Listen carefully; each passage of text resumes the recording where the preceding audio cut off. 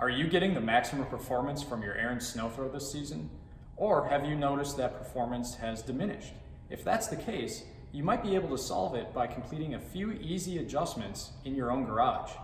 As always, before completing service on your unit, read your operator's manual for critical safety information as well as instructional details.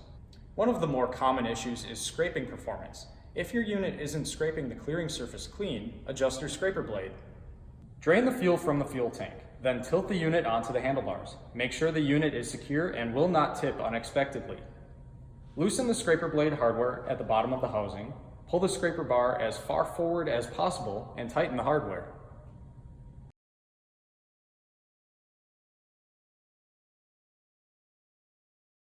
After adjusting the scraper bar, you'll need to adjust the skid shoes. Return the unit to the operating position and place a spacer under each side of the scraper blade. Use 1/8 inch thick spacers if you clear paved surfaces, and use 1/2 inch thick spacers if you clear gravel surfaces.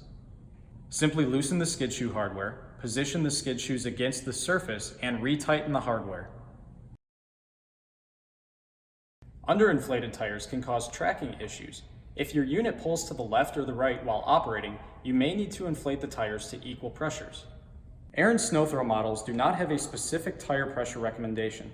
However, there is a tire pressure recommendation listed on the sidewalls of your tires. If your chute deflector or cap does not stay in its desired position, tighten the chute deflector lever nut underneath the dash panel. To adjust the deflector lower, loosen the lower nut on the adjustment barrel and tighten the upper nut. To adjust the deflector higher, loosen the upper nut and tighten the lower nut. If your discharge chute does not stay in its desired direction on a classic, compact, or deluxe model, tighten the nut underneath the chute rotation gears.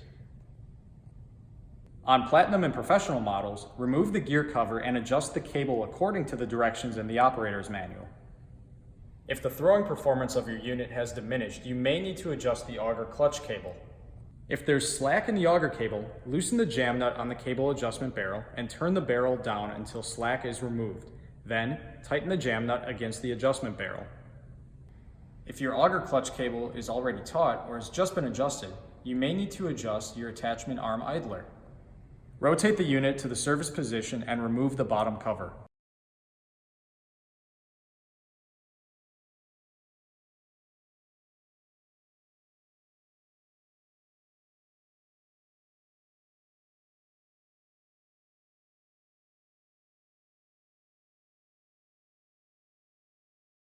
Measure the gap between the attachment arm roller and the frame. Based on that measurement, you may need to reposition the attachment idler under the belt cover according to the instructions in your operator's manual. If your unit isn't driving well, you may need to adjust the drive clutch cable. Loosen the jam nut on the clutch cable adjustment barrel and turn the barrel down to shorten cable slack and tighten the nut against the adjustment barrel. As always, be sure to check all of your adjustments after first use and readjust if necessary. When completing adjustment, always refer to your operator's manual. Your operator's manual is your best resource for doing it yourself. If you lost your operator's manual, you can download one for free at ariens.com.